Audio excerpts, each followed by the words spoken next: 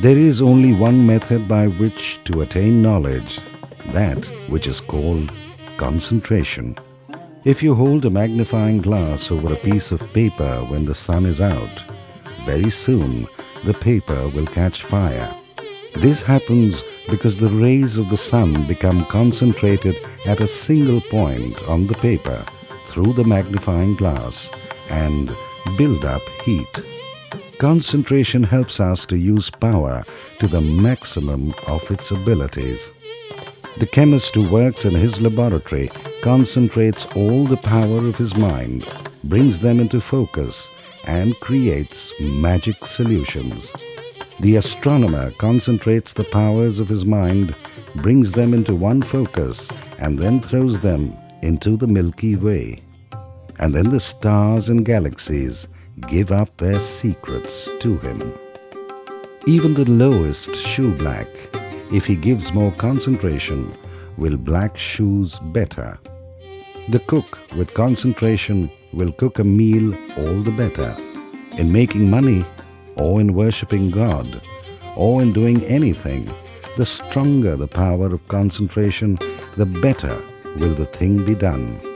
This is the one call, the one knock, which opens the gates of nature and lets out floods of light. This, the power of concentration, is the only key to the treasure house of knowledge. The more the power of concentration, the greater the knowledge that is acquired. Unless the mind is controlled and concentrated, our mental powers will be frittered away, or else our minds will get submerged in torpidity. It is essential to have a basic training of the mind that keeps it calm, clear, and collected. Alongside, a student must also be clear about what he or she should concentrate his or her mind on. Direction, detachment, and concentration are to be cultivated simultaneously to access the mines of knowledge in one's mind. A life of self-restraint is imperative to building up mental energy for useful work. Unhealthy thoughts result in dissipated mind and affect the mind of others negatively as well. Clean, positive thoughts should be cultivated through healthy reading habits and good company. Thus, a dissipated mind is a curse to oneself and others, just as a well-trained mind is a blessing to all. Along with concentration, one should also acquire true Shraddha. Faith or Shraddha is a positive mental attitude that makes us surmount difficult obstacles. This faith is necessary to convert ideas into practice. It is this faith that makes the difference between a great man and an ordinary one. The Bhagavad GITA calls for true self-assessment and dependence on one's own capabilities. The freeing of oneself from ignorance and difficulties must be done by oneself, though others may help us. Faith in oneself and in the powers of good over evil is necessary. A man who thinks he can come of no good will not come of any good.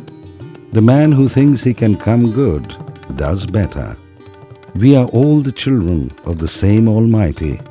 How can we be nothing? We are everything, ready to do everything. If only we have the faith in ourselves, then only can we solve all the problems that face our country. Every work we do, every thought we think, every movement of the body leaves an impression on the mind. The collective impact of these impressions, bound by pleasure and pain, makes our character. If a man thinks good and works well, the sum total of his impressions will be good. His whole consciousness will rest on good deeds, and he will be guided by good tendencies. When a large number of these impressions are made on the mind, they become a habit. A man only represents a bundle of habits. These habits can be checked by new and better ones. To embody a pure character, one must live a life of truth, humility, unselfishness, creativity, togetherness, and common sense. Some people may not be well dressed or very articulate in their speech, yet we take a liking to them. What is it in these people that make us like them? It is their personality. A great personality is like a torch that goes around quickly lighting other torches to remove darkness. We see a man take up a huge weight. We see his muscles swell, and we think muscles are powerful things. But it is in the thin thread like nerves that bring power to the muscles. Likewise in life, we can see a gross external thickness that tapers into something finer and finer until it becomes God. It is the man who has control over his own mind, who knows the secret of every mind and has the power over every mind. This is the higher part of our life, and the science of the study of the mind and its powers has this perfection at its real end. The science of yoga has discovered laws which develop this personality. But to learn this, you need a teacher.